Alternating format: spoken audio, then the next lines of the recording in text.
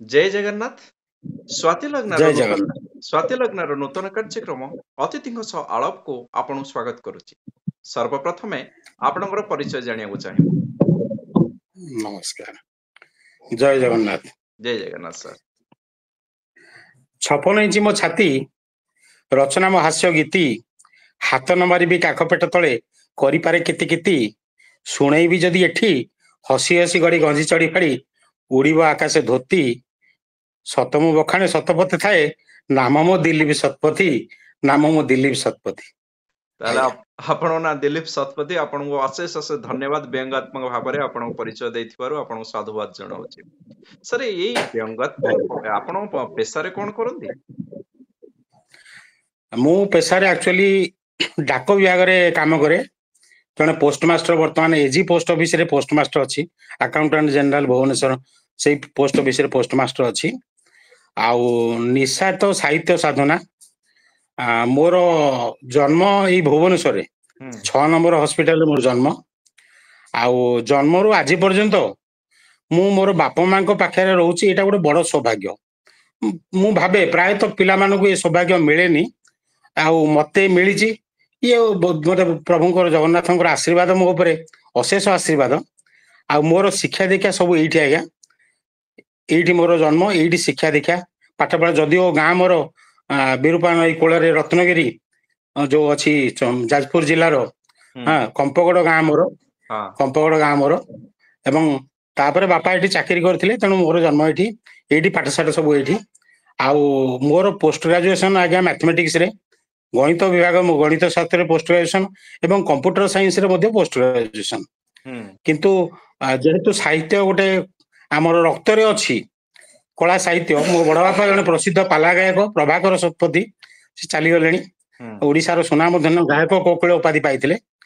ତେଣୁ ସେଥିପାଇଁ ଟିକେ କଳା ସାହିତ୍ୟ ପ୍ରତି ମୋର ଆଗ୍ରହ। ଇଏ ସବୁ ଠାକୁରଙ୍କ ମାନେ କ୍ରିୟା କରାଏ। ଆମେ ଏସବୁ ନିମିତ୍ତ ମାତ୍ର, ଯାହା ଠାକୁର କରୁଛନ୍ତି ଆମେ ଖାଲି ଆମ ଦ୍ଵାରା କରାଯାଉଛି, ସେତିକି ଆମେ ଭାଗ୍ୟ ଆମର। ନିଶ୍ଚିତ ଭାବରେ ଆଜ୍ଞା ସାର୍। ସାର୍ ଇଏ ଆପଣ ନିଶାରେ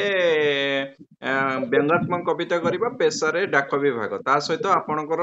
ଆଜ୍ଞା କଥା କହିଲା ମାନେ ପାଠ ପଢା ମାଥମେଟିକ୍ସ ରେ ପିଜି କରିଛନ୍ତି। ଆଜ୍ଞା। ତାହେଲେ ଇଏ ବ୍ୟଙ୍ଗାତ୍ମକ ପ୍ରତି କେବେଠୁ ଆକୃଷ୍ଟ ହେଲେ ଏବଂ କାହିଁକି ଆକୃଷ୍ଟ ହେଲେ? ମତେ କଣ ଆକ୍ଚୁଆଲି ମତେ ଅନ୍ୟମାନଙ୍କୁ ହସିବା ହସେଇବା ଇଏ ଗୋଟେ କଳା। କାରଣ ତମେ ନିଜେ ହସିବା ଦରକାର, ଅନ୍ୟମାନଙ୍କୁ ହସିବା, ଯୋଉଟା କି ଆଜିକାଲି ବୁଡି ଯାଉଛି। ଏବଂ ଆଜିକାଲି ତ ଟିଭିରେ ପ୍ରାୟତଃ କପିଲ ଶର୍ମା ସବୁ ଲୋକ ଦେଖି ହସୁଛନ୍ତି, ଇଏ କରୁଛନ୍ତି। କିନ୍ତୁ କଥା ମାଧ୍ୟମରେ ଆମେ ଲୋକଙ୍କୁ ହସେଇବା, ହସିବା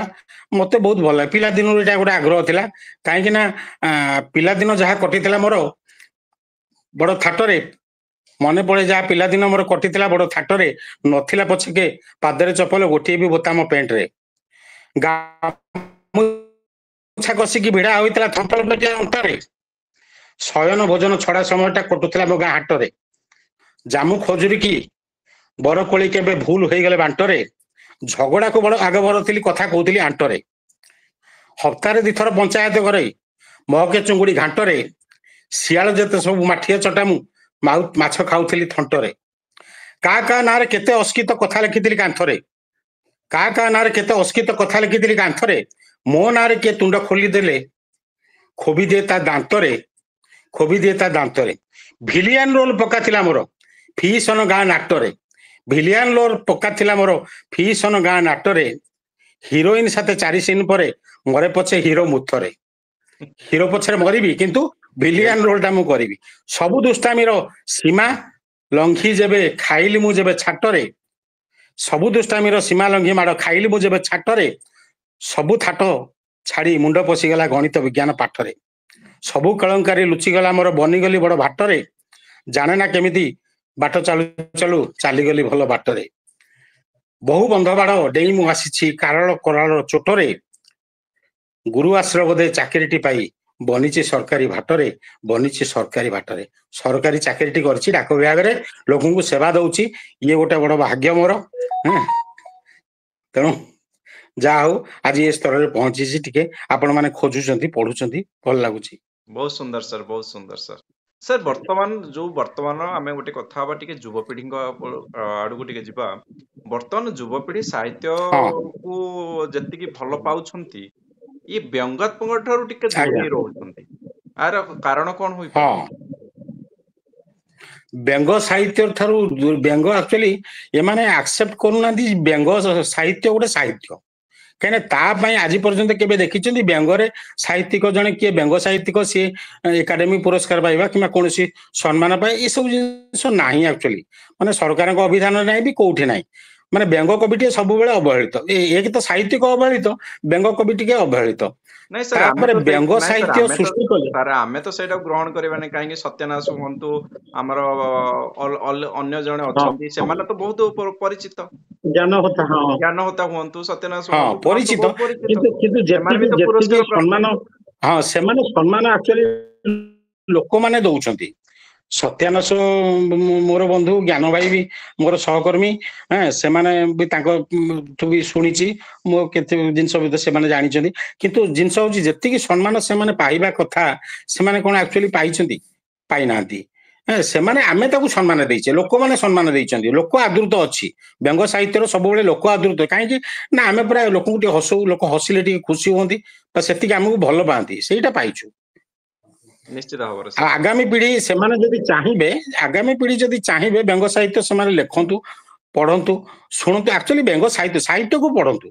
अक्षर भूलतुनि आज्ञा अक्षर पढ़तु अक्षर बुड़िया को बसिला षष्ठ श्रेणी पिला गोटे से ओडिया अक्षर लिखि पारुनी भारी दुख लगुच ओडिया मैंने कौटी पहुंचलानी मैंने अस्मिता कथा कहते सब कहते कि आम केमी ओडिया को बचेगा केमी आम निजे लिखिले पढ़िले सीना बचेगा मो पुआ आज्ञा गोटे डाक्तर सी भी इंग्लीश मीडियम पढ़ी डाक्तर झील भी पढ़ुची इंग्लीश मीडियम कह मो घर कथा घरे लुचेबी ना कौटी देखी किए शुण मो कथा निश्चित भाव सर सर आपण कथार मन माने मन हो वास्तव चित्र आम जान बर्तमान आमर समस्त अभिभावक माने से चाहूंती आम पुओ झील इंग्लीश मीडियम पढ़ंतु इंग्लीश मीडियम पढ़ाटा किसी बड़ कथा नुहे कारण सेटा किसी खराब किंतु ओडिया पिला माने ओडिया पढ़ंतु ओडिया जानतु यह अभिभावक निश्चित भाव दायित्व रहा दरकार जदि आम निश्चित निश्चित जदि आम भाषा को से पढ़िबेनी आम भाषा को से लिखिबेनी ताले आम भाषा को किए लिखिबे एटा निश्चित भाव अभिभावक दायित्व रहा निहाती दरकार मुझे आपण माध्यम गोटे बहुत बड़ कथा कहूँ मैं लोक मैंने जानवा दरकार मुझे बाणी विहार पीजी करी पोस्ट ग्रेजुएशन करी से मोर शिक्षक थी गोकुलानंद सार थे गोकुलानंद दास सी आम बरीर सी से शिक्षक थे पाखे पाठ पढ़ी सी जो त्रिभुज टी आज्ञा ड्र करती ना कलापटारे ता ना कौन दिखती जानते क ख ग दिखती आम जो ए बी सी लिखुते क ख ग त्रिभुज गोटे सरल रेखा ड्र कले सी सरल रेखार ना दिखती पी क्यू न देकी उ च दिखती आम जो पचार सारे कहीं ना आम अक्षर तो देवा कथा आम कहीं Roman alphabet theta beta gamma use करवा कहीं क ब च ये सब ओडिया अल्फाबेट कहीं यूज न करवा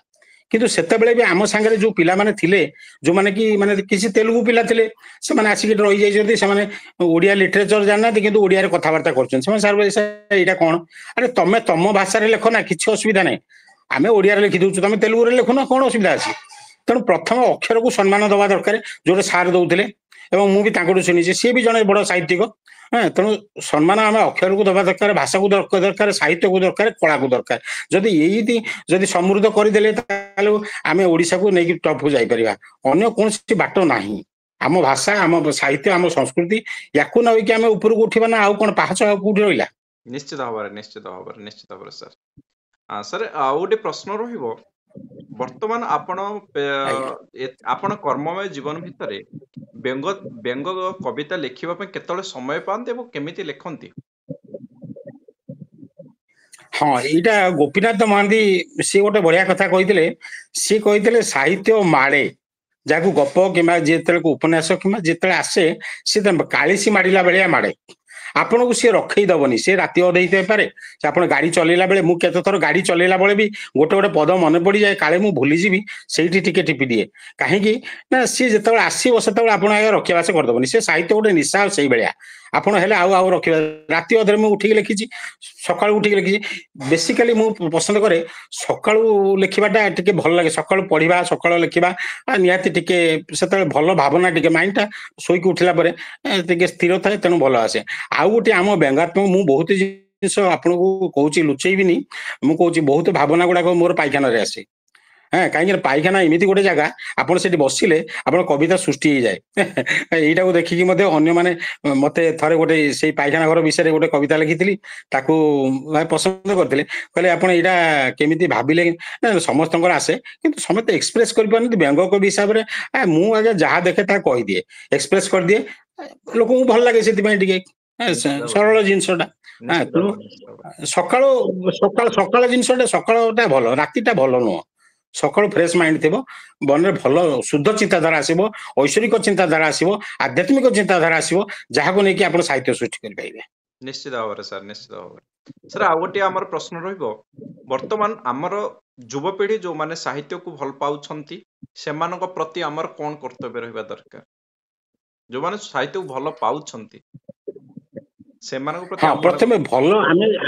ଯଦି ଆକ୍ଚୁଆଲି ଯୁବପିଢି ସାହିତ୍ୟକୁ ଭଲ ସାହିତ୍ୟ ପାଉନାହାନ୍ତି ସେ କଥା ନୁହଁ ସେମାନେ ପଢୁନାହାନ୍ତି କେଡେ କେଡେ ଅଥରଙ୍କର ଲେଖା ଫରେନ ଅଥର ଲେଖା ଯୋଉ ଇଂଲିଶ ଅଥର ଲେଖା ମାନେ ଆଇଆଇଟି ଦିଲ୍ଲୀରେ ପଢିକି ସିଏ ପୁଣି ମାନେ ତାଙ୍କ ଲେଖାରେ ଫିଲ୍ମ ତିଆରି ହେଇଛି ମୁଁ ନା ନଉନି ସମସ୍ତେ ଜାଣିଛନ୍ତି ତାଙ୍କର ପୁଣି ଫିଲ୍ମ ଲଭ ଷ୍ଟୋରି ଆରମ୍ଭ କରି ବହୁତ ବଢିଆ ବଢିଆ ଫିଲ୍ମ ତିଆରି ହେଇଛି ସେମାନେ କେମିତି ଲେଖୁଛନ୍ତି କେମିତି ଇଏ କରୁଛନ୍ତି ତାଙ୍କ ଲେଖା ହ୍ୟାରିପୋଟର କାହିଁକି ଆରମ୍ଭ ହେଲା ମାନେ କାହିଁକି ସମସ୍ତଙ୍କ ଘରେ ଆମ ଘରେ ବି ଅଛି ସମସ୍ତଙ୍କ ଘରେ ଅଛି କାହିଁକି ସେ ବହି ଅଛି ହଁ ଏ ସବୁ ଜିନିଷ ନିଶ୍ଚୟ ଲୋକ ପଢୁଛନ୍ତି କିନ୍ତୁ ଓଡିଆ ସାହିତ୍ୟ ଏତେ ସମୃଦ୍ଧ ହବା ଦରକାର ଯେମିତି ଲୋକ ଟିକେ ବୁଝିପାରିବା ଦରକାର ଆଜ୍ଞା ଫକୀର ମୋହନ ସାହିତ୍ୟ ମାର୍କେଟରେ ଚାଲିବନି ଏବେ ବି ଚାଲିବ କୋଉ ଆମେ ଯଦି ସାହିତ୍ୟକୁ ଆମେ ଅତି କ୍ଲିଷ୍ଟ କରିଦଉଛେ ବୋଲି ଶବ୍ଦ ପୁରେଇକି ଏମିତି କ୍ଲିଷ୍ଟ କରିଦଉଛେ ଜଣେ ସାଧାରଣ ବୁଝିପାରିବନି ଯଦି ସାଧାରଣ ଲୋକଟେ ଓଡିଆ ଜାଣିଥିବ ସେ ବୁଝିପାରିବନି ମୋ ଗପଟାକୁ ପଢିକି ବୁଝିପାରିବନି କିମ୍ବା ମୋ ଲେଖାଟାକୁ ପଢିକି ତାକୁ ଟିକେ ଆନନ୍ଦ ଦବ ତାହେଲେ ସେ କାହିଁକି ପଢିବ ଆପଣ କହିଲେ ନିଜେ ତରକାରୀଟା ଯଦି ଟେଷ୍ଟ ନହେଲା କେହି ବି ଖାଇବେ କି ନିଶ୍ଚିତ ଭାବରେ ତରକାରୀ ଆମେ ଡାଲମାରେ ଛୁଙ୍କଟା କାହିଁ ଦଉଛେ ଟେଷ୍ଟ କରିବା ପାଇଁ ତେଣୁ ଟେଷ୍ଟ ଟିକେ ରହିବା ଦରକାର ରୁଚି ତେଣୁ କବିତାରେ କିମ୍ବା ଲେଖାରେ ଗୋଟେ ରୁଚି ଆଗ୍ରହ ସୃଷ୍ଟି ହବା ଦରକାର ପ୍ରଥମ ଧାଡି ଦ୍ୱିତୀୟ ଧାଡିକି ଯିବା ପାଇଁ ଗୋଟେ କଣ ଯୋଗେଇବ ଶକ୍ତି ଯୋଗେଇବ କିମ୍ବା ଆଗ୍ରହ ଯୋଗେଇବ ତାହେଲେ ଯାଇକି ଜଣେ ଆଗ ଧାଡିକି ଯିବ ନହେଲେ ଗୋଟିଏ ପ୍ରଥମ ପୃଷ୍ଠାରୁ ଦ୍ୱିତୀୟ ପୃଷ୍ଠା ଯିବନି କି ଗୋଟିଏ ଷ୍ଟାଞ୍ଜାରୁ ଦ୍ୱିତୀୟ ଷ୍ଟାଞ୍ଜାକୁ ସେ କେବେ ଖସିବନି ନିଶ୍ଚିତ ଏଇଟା ଭାବରେ ହଉଛି ବେସିକ ଜିନିଷ ନିଶ୍ଚିତ ଭାବରେ ସାର୍ ସାର୍ ଆପଣଙ୍କର ଆଉ ଗୋଟେ ଆମର ଶେଷ ପ୍ରଶ୍ନ ରହିବ ଆପଣଙ୍କର ବାର୍ତ୍ତା କଣ ରହିବ ସମସ୍ତଙ୍କ ପାଇଁ ଆପଣଙ୍କର ବାର୍ତ୍ତା କଣ ରହିବ ଆମ ଅନୁଷ୍ଠାନ ପାଇଁ ହଉ ବା ଆମ ସମସ୍ତ ଯୋଉମାନେ ଆପଣଙ୍କୁ ଦେଖୁଛନ୍ତି ସେମାନଙ୍କ ପାଇଁ ହଉ ସମସ୍ତଙ୍କ ପାଇଁ ଆପଣଙ୍କର ବାର୍ତ୍ତା କଣ ରହିବ ହଁ ବାର୍ତ୍ତା ମୁଁ ସେ କଥା କହିବି ଯେ ଖାଲି ଆମେ କବିତା କିମ୍ବା ଗପ ଲେଖିଦେଲେ ବହିଟେ ଛପେଇ ଦେଲେ ସେଇଟା ଗୋଟେ ବଡ କଥା ନୁହଁ କାରଣ ପାଠକୀୟ ମୋର ଲେଖାଟା ପାଠକୀୟ ଆଦୃତି ଲାଭ କରିବା ଦରକାର ଆଜି ଗୋଟେ ପ୍ଲାଟଫର୍ମ ମିଳିଛି ଆମର ଫେସବୁକ୍ ହେଲା ହ୍ୱାଟ୍ସଆପ୍ ହେଲା କିମ୍ବା ଟ୍ୱିଟର ହେଲା ଯୋଉଥିରେ ଆମ ନିଜର ମନର ଭାବନାଟାକୁ ଆମେ ଏକ୍ସପ୍ରେସ କରିପାରୁଛେ ଆଉ ନହେଲେ